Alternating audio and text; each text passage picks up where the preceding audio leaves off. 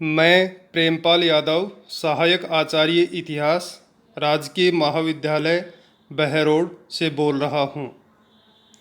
आज हम BA part द्वितीय इतिहास की प्रश्न पत्र में इल्तुतमिश की उपलब्धियों के संदर्भ में चर्चा करेंगे।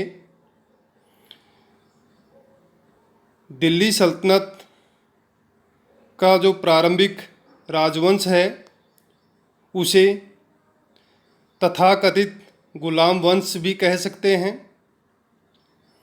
उसे ममलूक वंश भी कहा जाता है, क्योंकि इस वंश के जो 3 महत्वपूर्ण शासक हुए हैं वो अपने प्रारंभिक जीवन में गुलाम रह चुके थे।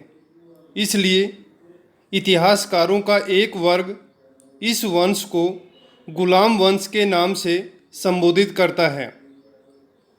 यद्यपि ये शासक जब शासक बने थे उस समय ये दासता से मुक्त हो चुके थे।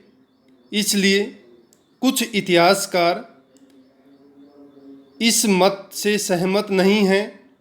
वो ये कहते हैं कि ये शासक जब शासक बने थे तो दासता से जब मुक्त हो चुके थे तो हम इसे गुलाम वंश नहीं कह सकते। तो इसलिए इतिहासकारों का एक वर्ग इन्हें ममलूक वंश के नाम से संबोधित करता है। ममलूक का तात्पर्य है स्वतंत्र माता पिता से उत्पन्न संतान। और ये सही है कि ये शासक जो थे ये प्रारंभ में जब इनका जन्म हुआ था उस समय ये गुलाम नहीं थे। इनके माता पिता गुलाम नहीं थे, ये स्वतंत्र थे। इसलिए इन्हें ममलूक वंश के शासक कहा जा सकता है, जो सही भी है। दिल्ली में हम देखते हैं कि मुहम्मद गोरी ने जब भारत पर आक्रमण किए थे 1192 का जो तराइन का द्वितीय युद्ध था वह महत्वपूर्ण युद्ध था। उस युद्ध में मुहम्मद गोरी ने भारतीय शक्ति अर्थात पृथ्वीराज चौहान को पराजित किया था और भारत में अर्थात दिल्ली में एक मुस्लिम राज्य की नींव है वहाँ प्रारंभ हो जाती है। यद्यपि मुहम्मद गोरी यहाँ पर नहीं रहा, उसने इसको राजधानी नहीं बनाया। उसने यहाँ पर अपने जो दास थे, अपने जो सेनापति थे, उनको इन क्षेत्रों का प्रभारी बनाया। भारतीय क्षेत्रों का अर्थात दिल्ली और आसपास के जो क्षेत्रों का जो प्रभारी था वो कुतुबुद्दीन ऐबक था। 1206 ईस्वी में जब मुहम्मद गोरी का निधन हो गया तो कुतुबुद्दीन ऐबक यहाँ का शासक बन जाता है। और इस प्रकार हम देखते हैं कि 1206 से ये सल्तनत काल प्रारंभ हो जाता है। सल्तनत काल इसलिए कहा जाता है क्योंकि 1206 से और 1206 से 1526 ईस्वी के जो शासक हुए हैं वो सुल्तान की उपाधि धारण करते हैं। और सुल्तान जो वर्ड है वही जनसाधारण में सल्तनत के रूप में सामने आया है और इस प्रकार इस काल को सल्तनत काल कहा गया है। कुतुबुद्दीन ऐबक ने 1206 से 1210 ईस्वी तक शासन किया। उसका राज्य एक सैनिक राज्य था। उसने प्रशासनिक व्यवस्थाओं के गठन की ओर कोई ध्यान नहीं दिया। 1210 ईस्वी में जब उसका निधन हो गया तो सल्तनत डावाडोल हो जाता है। आराम शाह एक अयोग्य शासक था।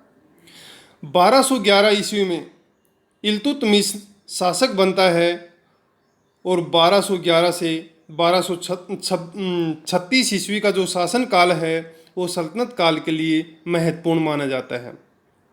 यदि इस समय इल्तुतमिश जैसा योग्य शासक नहीं बनता तो हो सकता था दिल्ली सल्तनत का अंत भी हो जाता। इल्तुतमिश जिस समय शासक बना था उसके सामने अनेक चुनौतियां थी। सल्तनत का अस्तित्व संकट पर खड़ा था। इल्तुतमिश ने साहस धैर्य से इन सभी समस्याओं का मुकाबला किया और एक एक करके सभी समस्याओं से निजात पाते हुए सल्तनत को सुदृढ़ता दी, प्रशासनिक व्यवस्थाओं के गठन की ओर उसने ध्यान दिया। इल्तुतमिश जब शासक बना था तो उसके सामने हम देखते हैं कि दो तीन महत्वपूर्ण समस्याएं थीं, जिन्हें हम राजनीतिक समस्या भी कह सकते हैं। एक समस्या ताजुद्दीन यल्दौज से संबंधित थी, दूसरी समस्या नासिरुद्दीन कुबाचा से संबंधित थी और तीसरी समस्या मंगोल आक्रमण से संबंधित थी। ताजुद्दीन यल्दौज मोहम्मद गोरी का ही एक दास था। कुतुबुद्दीन ऐबक ने किसी प्रकार उससे संबंध जारी रखे और दिल्ली सल्तनत को बनाए भी रखा। जब इल्तुतमिश शासक बना तो ताजुद्दीन यल्दौज ने दिल्ली पर अपना दावा ठोक दिया। उसने दिल्ली को गजनी राज्य में ही सम्मिलित करने के लिए इल्तुतमिश के पास में छत्र, दंड आदि राजचिन्ह हैं वो भेज दिए। तो इस प्रकार से यह एक बड़ी समस्या थी दिल्ली सल्तनत के लिए। दूसरी समस्या नासिरुद्दीन कुबाचा की थी। वह भी मोहम्मद गोरी का दास था और उच्च और मुल्तान के क्षेत्रों पर उसका भी अधिकार था। वह भी दिल्ली पर अधिकार करना चाहता था। इसी प्रकार इल्तुतमिश के लिए मंगोल आक्रमण की समस्या एक बड़ी समस्या थी। चंगेज खां के नेतृत्व में मंगोल हैं वो तातार का जो पठारी क्षेत्र है वहाँ से निकल के ख्वारिज्म के राज्य को तहस नहस कर देते हैं और वहाँ का जो राजकुमार है जब भारत की तरफ भाग के आता है तो चंगेज खां उसके पीछे पीछे आता है और यहीं से दिल्ली के ऊपर मंगोल आक्रमण का भय है वो प्रारंभ हो जाता है, जो आगे चल कर हम देखते हैं कि अलाउद्दीन खिलजी और मोहम्मद बिन तुगलक के समय तक चलता रहता है। सबसे पहले हम ताजुद्दीन यल्दौज की समस्या का अंत देखते हैं कि किस प्रकार इल्तुतमिश ने बुद्धिमत्तापूर्ण तरीके से यल्दौज की समस्या का अंत किया। यल्दौज जब गजनी का शासक था उस समय उसने इल्तुतमिश के सामने छत्र, दंड आदि राजचिन्ह भेजे कि आप मेरी अधीनता स्वीकार कीजिए, मेरे अंतर्गत दिल्ली आता है। इल्तुतमिश की स्थिति उस समय ज़्यादा सुदृढ़ नहीं थी। उसने बुद्धिमत्ता से काम लिया और उस समय उसने छत्र, दंड आदि धारण कर लिए और समय का इंतजार करने लगा। ख्वारिज्म का जो शासक था उसने गजनी पर आक्रमण किया और यल्दौज को वहाँ से उसने भगा दिया। यल्दौज वहाँ से भाग कर के लाहौर में आता है और दिल्ली के क्षेत्रों के ऊपर अधिकार करता है। उस समय इल्तुतमिश ने मौका देखा और अपनी सेना तैयार करके पंजाब की ओर चल पड़ता है। तराइन के तृतीय युद्ध में 1215 में तराइन का तृतीय युद्ध लड़ा जाता है और उस युद्ध में इल्तुतमिश ने यल्दौज को पराजित किया और पराजित करके बंदी बनाकर उसको मार डाला और इस प्रकार इल्तुतमिश ने दिल्ली को मध्य एशियाई नियंत्रण से मुक्ति दिलाई और एक तरह से दिल्ली है वो अपना स्वतंत्र अस्तित्व है यहाँ से बनाना प्रारंभ कर देता है। दूसरी समस्या इल्तुतमिश के सामने नासिरुद्दीन कुबाचा की थी। जब यल्दौज का अंत हो जाता है तो नासिरुद्दीन कुबाचा है वह लाहौर पर अधिकार कर लेता है। इल्तुतमिश ने 1217 ईस्वी में कुबाचा के विरुद्ध सेनाएं भेजी और उसे पराजित करके लाहौर पर अधिकार कर लिया। इल्तुतमिश कुबाचा का अंत करना चाहता था लेकिन इसी दौरान मंगोलों की समस्या उत्पन्न होने के कारण वह कुबाचा पर अधिक ध्यान नहीं दे सका।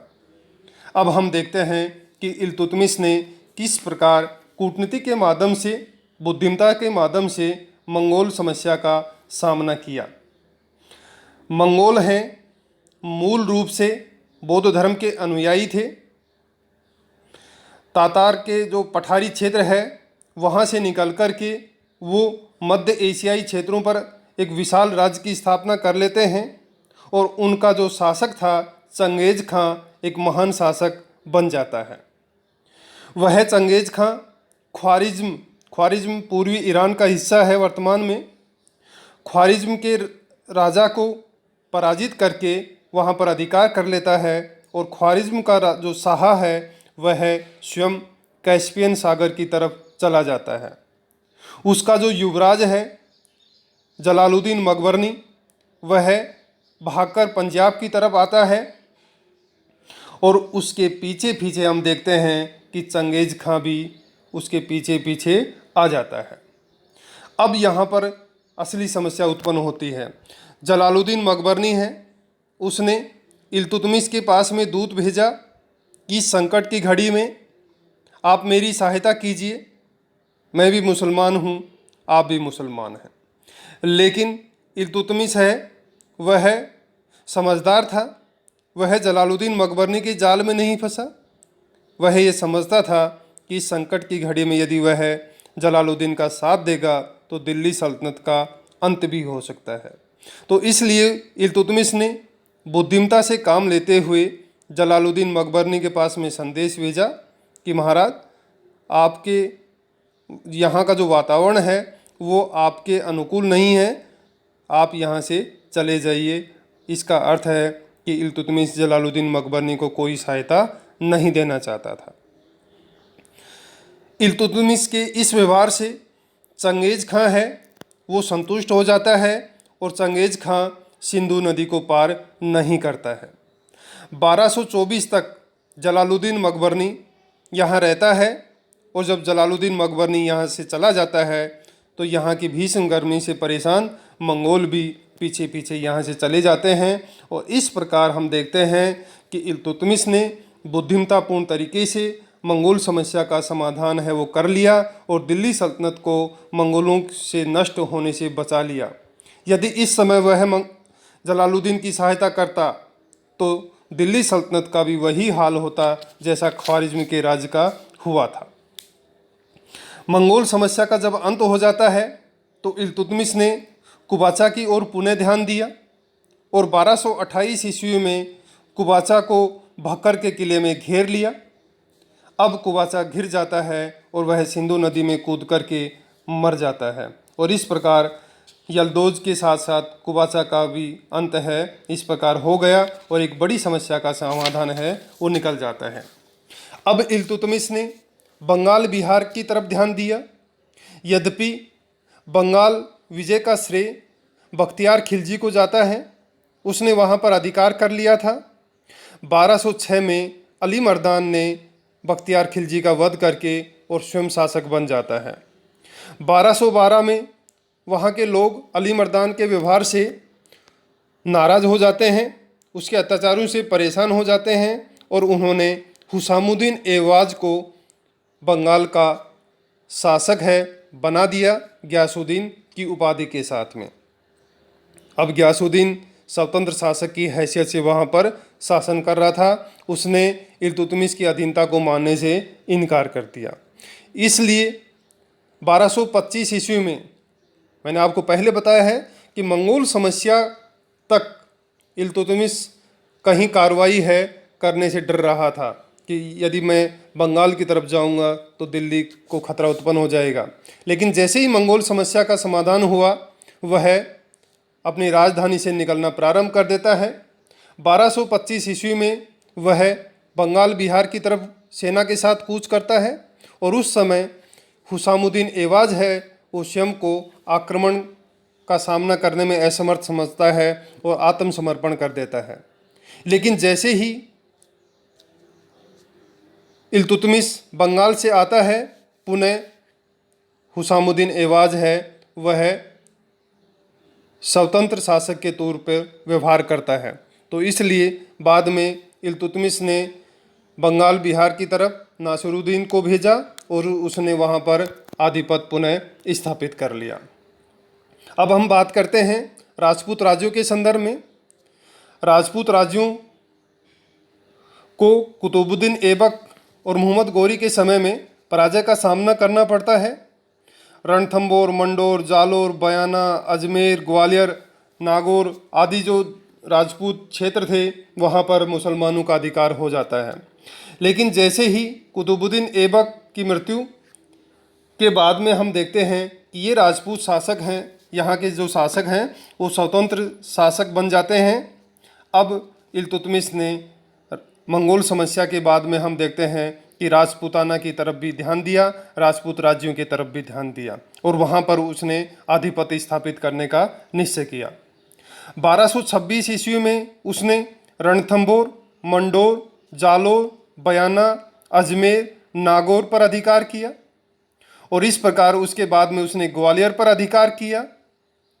यद्यपि कुछ राजपूतों के विरुद्ध इल्तुतमिश को सफलता नहीं मिलती है, लेकिन यदि हम ऊपरी तौर पर देखें तो अधिकतर जो राजपूत जो स्वतंत्र शासक बनने का व्यवहार कर रहे थे वहाँ पर दिल्ली सल्तनत को सफलता मिल जाती है। तो ये जो राजनीतिक समस्याएं थी दिल्ली सल्तनत के अस्तित्व के लिए संकट उत्पन्न कर रही थी, इन समस्याओं का समाधान है वो इल्तुतमिश ने बुद्धिमत्ता से, साहस से, धैर्य से इन समस्याओं का समाधान है वो इल्तुतमिश ने खोज निकाला और उसने दिल्ली सल्तनत को संकट से उबारा। यदि इस समय दिल्ली सल्तनत में इल्तुतमिश जैसा योग्य शासक नहीं बनता तो दिल्ली सल्तनत का अस्तित्व ही यहाँ पर समाप्त हो सकता था। तो आज का जो हमारा जो कालांश है उसमें इन्हीं बिंदुओं पर ध्यान दिया गया है। अगला जो कालांश होगा उसमें इल्तुतमिश की जो प्रशासनिक व्यवस्थाओं के गठन की ओर जो ध्यान दिया गया था उसके संदर्भ में चर्चा करेंगे। धन्यवाद।